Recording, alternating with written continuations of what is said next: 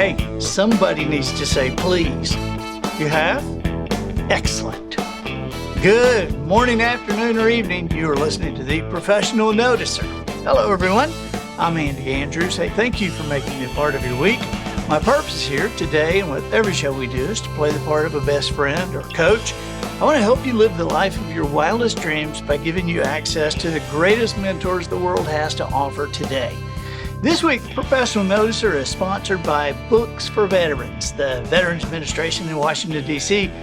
has asked for 10,000 Andy Andrews books, and I'm personally donating as many as I can, but to reach 10,000, we need your help. What we're able to do to make that easier for you is for every $10 donation you make, a hardback book will be sent to the VA for the veterans, for their families, and for employees of the VA. That $10 will cover the cost of the book, the shipping, the handling, everything. So we also have a special program. If you go on andyandrews.com and buy a t-shirt, any t-shirt, we will add a book in your name to that shipment. So you can make this a personal gift or a corporate donation. Just go to andyandrews.com/veterans. And again, this can be added as a website purchase or an individual entry. So thank you so much for your support. Observations and answers are what we do here. And of course, we love it when somebody comes to the table with observations and answers. And that's the situation we're in today. We have an old friend of mine. Well, she's not old. She's a friend, a longtime friend. Let's say a longtime friend of mine that I have been wanting to get on the Professional Noticer and put in front of you people. I don't know that there's anybody that I have been more nervous around. I've been around presidents, I've been around celebrities, a couple of kings, and I have been nervous around this lady. She says she's retired, but she's working harder than ever. But she was the Chief Protocol Officer for Special Operation Command at Hurlburt Field. And she's like over all the generals and everything. Please welcome my buddy, Monica Earley. Thank you, Andy. I'm so excited to be here and happy to talk a little bit to you and let you know what I think. I think that so many people are, I guess, unaware of your position in our nation's armed forces. Now, you were like, when I started my 8-year run with special operations, you were like the first person that I met in person. Absolutely. And then I wasn't scared of you then. But then when I found out what you did, I got kind of scared of you because, General Woolley, he was like my first general.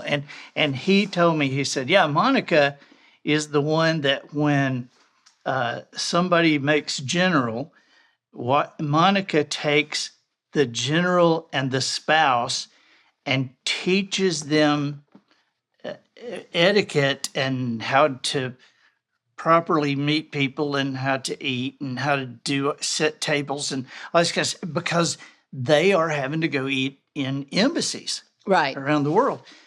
So with the generals, they have a big class in Washington, D.C., and all the new baby generals, we call them, go up there, and we kind of called it charm school, but, it's really called senior leadership orientation. So they do go and learn the things that the Air Force has to go through, but part of it is sitting through a dining tutorial, and it's dine like a diplomat is what it was classed. And they did a 6-course meal, and the spouses and the generals all went through it. And because they might have to sit with royalty or sit with the president or something like that. Well, in the case of Mike and Kathy Woolley, absolutely, they ate with the Queen of England and Prince Philip. They did. So I didn't train all of our generals. Some of them asked for things, but all the generals I worked for did want their new commanders trained. So I did train every one of the new commanders that came through special operations. Wow. So there were some generals that were like, yeah, I don't need it, but train them. Really? Well, at a different level, they got something else. But it just depended on how much they wanted to learn.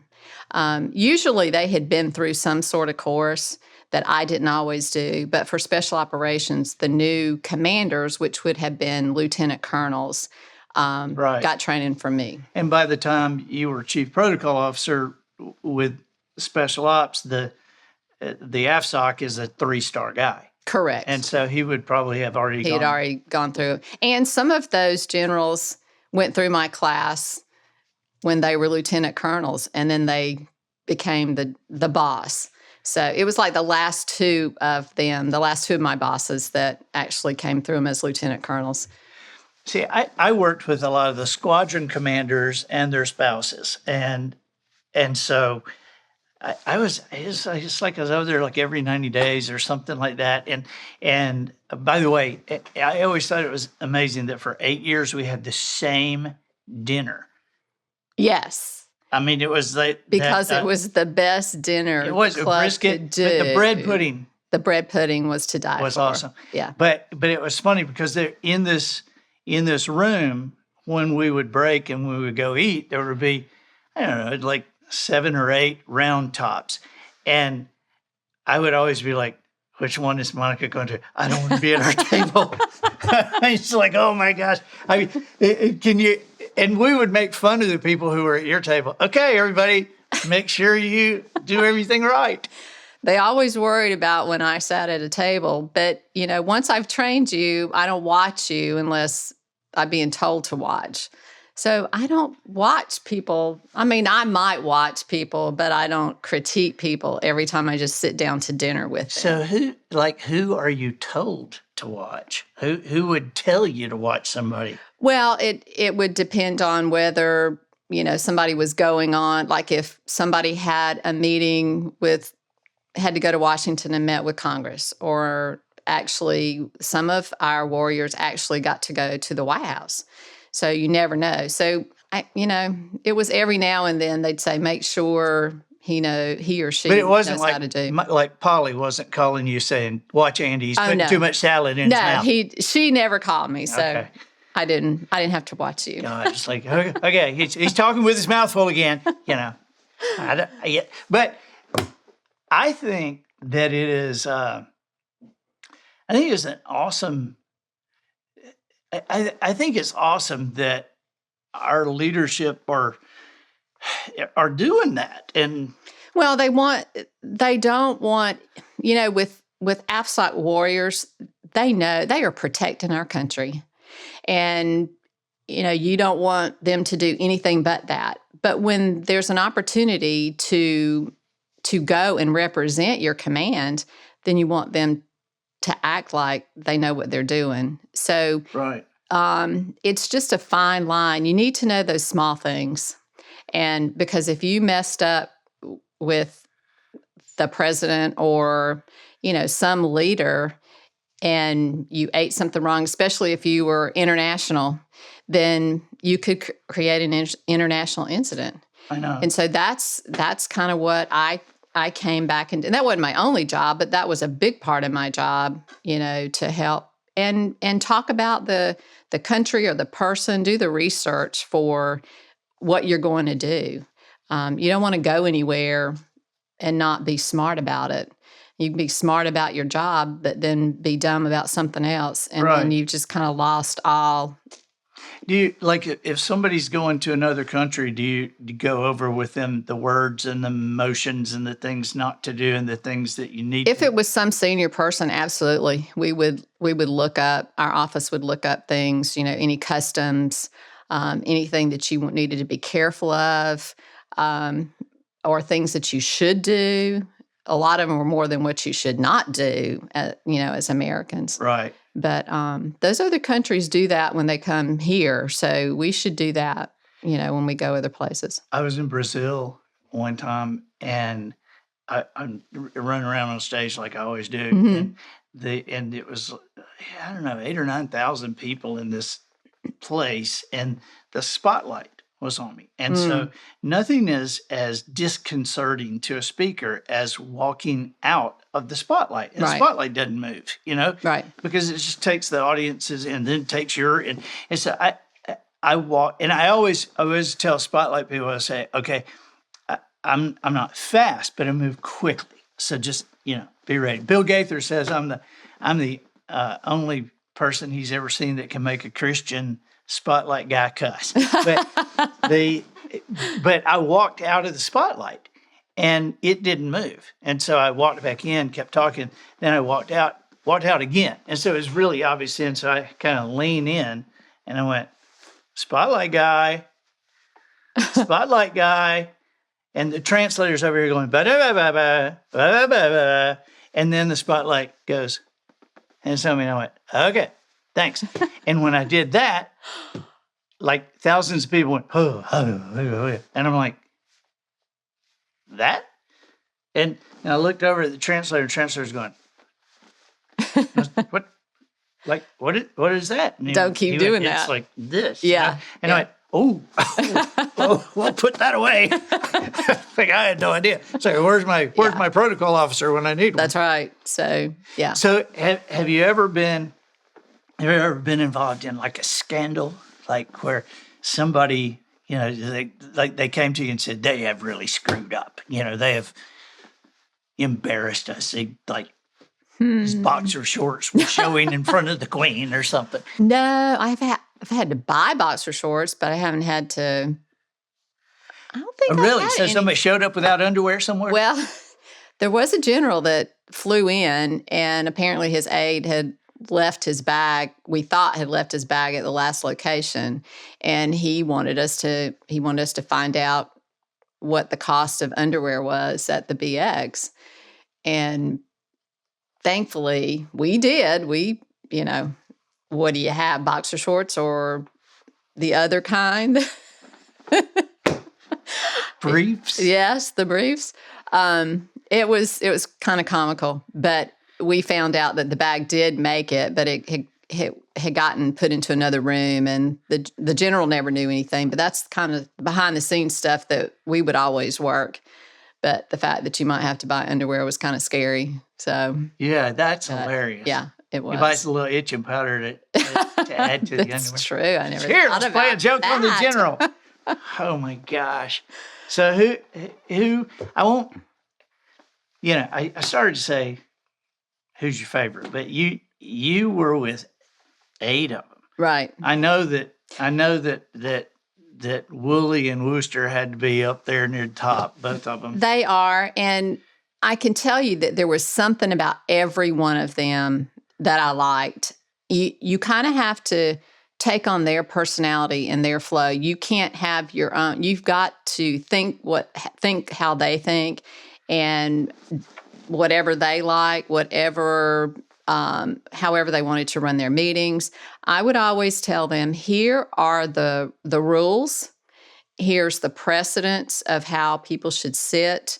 Here is what we feel like from the Air Force protocol stance. This is the way you should be. If they wanted to deviate, that was up to them. But it was my job to tell them what the rules were. And then if they wanted to deviate, well, there were some people that would work with me and for me that said they have to do it this way. And I said, no. I said, our job is to tell them the correct way. If they want to change it, it's their job, and we make a note of it. This is what they do. So you had to be flexible enough.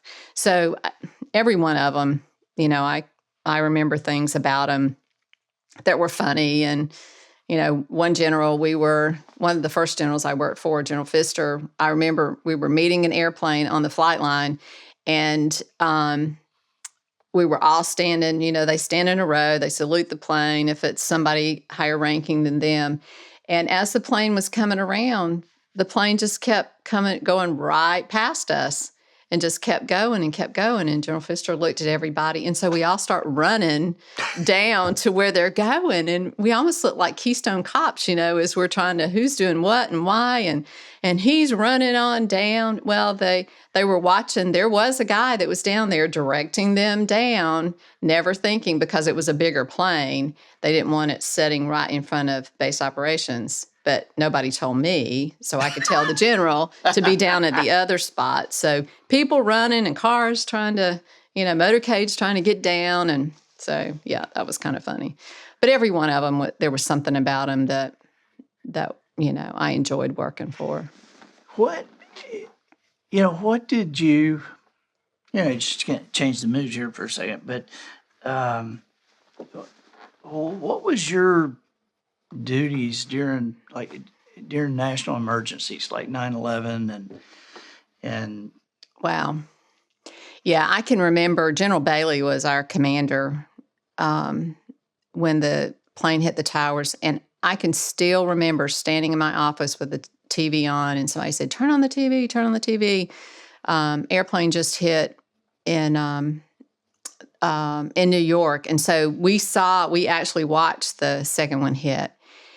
And then we all went into his office, and it was just the most somber moment, and nobody saying a word, but we're all glued around his TV and like, what can we do? And of course, Special Operations was energized, and our helicopters were one of the first ones there. And but we pretty much stopped everything and focused on how did we need to help the squadrons that we knew that would eventually be deployed somewhere, not knowing where or whatever. But about the only visitors we had at that time were anybody that needed to come talk to the 3-star that needed, needed some help, needed people in. We just kind of ceased having visitors or parties or anything there for a little while, and just tried to, think about how we could help. And then in days later, there were people to help and make sure that bags were packed and stuff like that. But in our office, we just kind of sat back and listened to the briefings and just kind of see if there was anything going on. But not very many people did anything except for the ones that were getting ready to deploy. I thought it was interesting. I've told some friends this through the years, just about when I met Chris. And, when I started with General Woolley, he had an aide-de-camp that, very nice guy. But then after a while, I come and Chris is there. Chris Larkin. Yeah. Mm-hmm. And love him. And I do too. I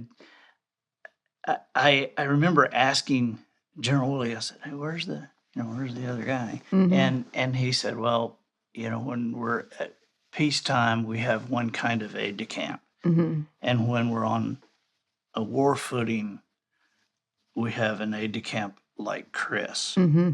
And I was like, okay, so what's Chris? And they said, well, Chris could swim Lake Superior and take over the Chicago airport by himself, and then, pretty much then call in the planes, because meteorology, the air traffic, and the tactics. Combat controllers. Yeah. And so, but I always, I think of Chris and a couple of things that, I knew about him, and then we would take the boys and go to Chris and Stephanie's parties for their girls at Chuck E. Cheese, Yeah, I know. Okay. But do you remember you mentioned back there the last time you saw Austin Adam was that 4th of July? Uh-huh. And I don't know if you remember being out on the dock that night, and Austin was sitting in Chris's lap, and Austin said, what does General Woolley do? Austin was like 7, So what does General Woolley do? And Chris said, General Woolley's a very important man. And I said, I know, but what does he do? And Chris said, well, he leads people and does very important things. And I said, but but what does he do? And Chris said, do you know the Power Rangers? And Austin said, I do. He said, General Woolley is Red Ranger. And Austin went, oh. Oh, I don't remember that one. Oh, my gosh. You know, you are now working with a lot of corporations because there's a whole, I feel like we have like somehow lost a couple of generations of, I hate to say that some people don't know how to act, but they don't. okay, Yeah. you said it. They don't. Well, you know, electronics has taken over. The pandemic took over. And when let's just take, for instance, a CEO that's around our age that still understands the concept of across the table talking, conversation, let's work a deal, like this. Some of those younger ones coming up right now think, if I can do it all on computer, then it's good. And so then when the pandemic came and everybody started working in their homes, and even I can remember even the first Zooms, people were still looking professional, had their jackets on, ties sometimes. And then a year later, you would see them with the hoodies on. I think, they got out of bed and said, oh, I got a business meeting. And it was just that in just that short of time frame. So, coming in and talking to, I have one client that wanted his people to be able to talk to senior people on the base because they had a military contract. And if they were engineers, they have a great mind, but sometimes they just don't know how to carry on a conversation. Nothing bad about them, but you can learn to talk. And so those bosses that think that's important for all their employees, turn it on. Put the phone away. Put your computer down. Let's have a conversation. Let's work a contract.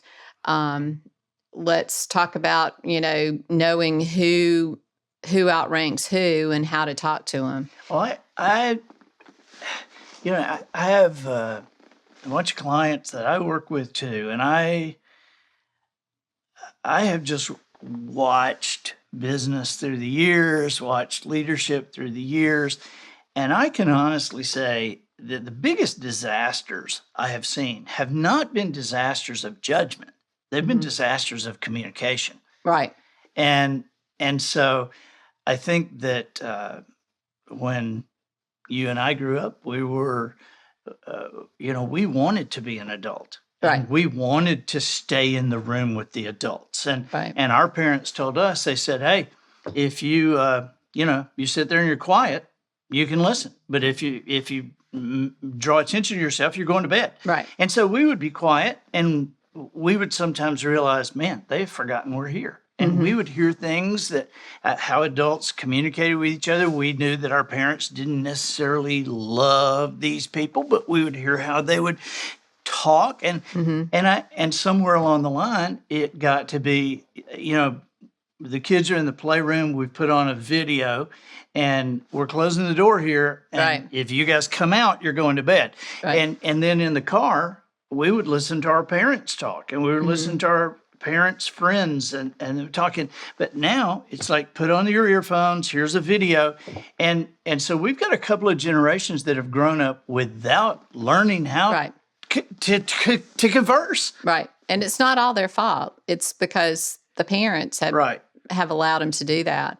And my big thing is I just want you to succeed, especially in business. You come with a college degree, or you come with experience and you know what you're doing. Well, let's just fine tune it with knowing how to talk to somebody, knowing how to converse, knowing how to carry on that conversation, learn how to meet them, how to do, the little things that put you a little bit above. Right. I'm there to help you. I'm not there to tell you that it's right or wrong, but it makes a difference. Yeah. And we all know that when somebody's in line for a position, and they narrow it down to 3 people that they all have the same experience, they have the same degree, they're kind of the same age. Well, how do you separate them? Because they're all qualified, and it becomes one of those kind of things that it's not somebody you choose because they're all qualified. Now you have to start looking at things that disqualifies them. So, Right. oh, okay, well that guy doesn't look you in the eye when he talks to you. Right. That guy didn't shake my hand when he walked in. Right. And so it makes sense to me that everybody knows that a 5-year-old who develops into a 25-year-old with great manners has many more opportunities Absolutely. than a 5-year-old who develops into a 25-year-old with average manners Right. or no manners. And so I will use this opportunity to announce to everybody that you're accepting, right? You're gonna. I will. Okay. Absolutely. Monica Earley is our newest captain on wisdomharbor.com, and she is going to be our chief protocol officer there on Wisdom Harbor. And so there's so many things that and so many things that you are so good. You're obviously qualified. So many things that you're so good at teaching, not just kids but adults, Absolutely. and We teaching can always us continue to how learn. to teach younger people. And Right. and one of the things that Monica is great at, that I've always thought, is that she doesn't just know how, she knows why. And that's just a big distinction to me, because you can tell somebody how to do it and they're like, yeah, okay, but that's like telling a kid how to do something. But if they don't know why, they're not going to keep Right. doing it when you're out of the room. Absolutely. And so I'm very excited about this. I am too. And so it'll It'll be be good. we're going to get you back over here and Yeah. have you film some stuff. And so I think this is just one more great thing for schools, one more great thing for businesses, and very excited. And I guess if there's, it's just like one last question. And Okay. that is, if you could point out one thing, if you could say, man, if I only could get one thing across to 12-year-olds right now, what would you say? If you could wave a magic wand and all the 12-year-olds in America would understand something, what would it be?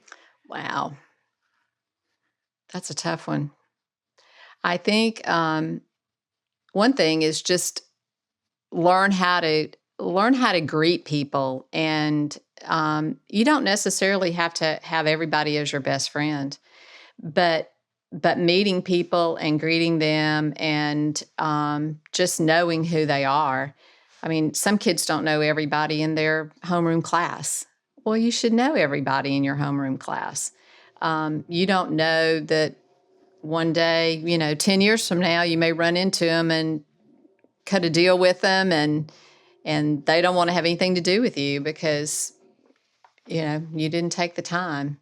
I don't know. I think just meeting and greeting and making sure that you let people know that you're around. You don't have to play with them or get on a ball team with them or something, but just knowing them, and just being nice, really. Yeah, and how to meet, how to have small talk.